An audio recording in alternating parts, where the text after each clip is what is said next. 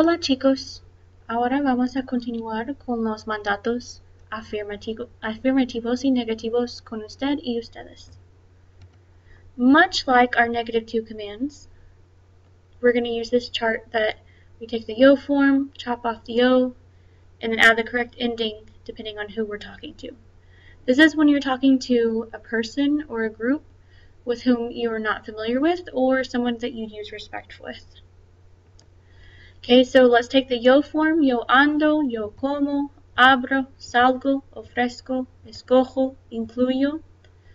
Once again, we're going to chop off that O. And now we're going to add the opposite ending. We use this for both the affirmative and the negative commands. Okay, so no ande, andar, that's an AR verb, and you use the opposite ending. Okay, for usted, ande. Usted no coma, usted abra, salga, ofrezca, escoja, incluya.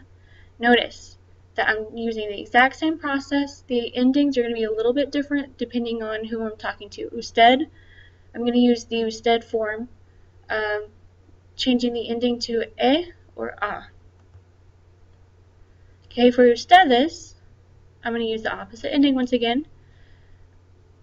No anden or anden, no coman or coman, abran, no abran, salgan, no salgan, ofrezcan, no ofrezcan, escojan, no escojan, incluyan, no incluyan.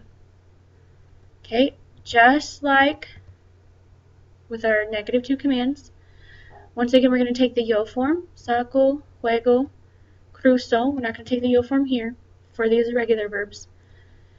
And we're going to add the opposite ending once again. When we do that, that's when our C, G, and Z of the Kargar's R's change to their special spelling form.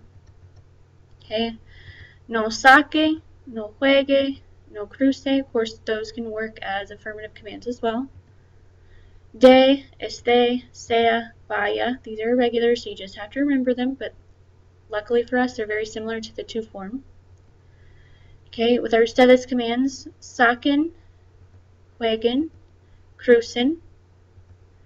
Okay, irregulars den, estén, sean, that is not Sean, and vayan. Okay, coming up next chapter, we'll be talking about a special new form, brand new to everybody, called el subjuntivo.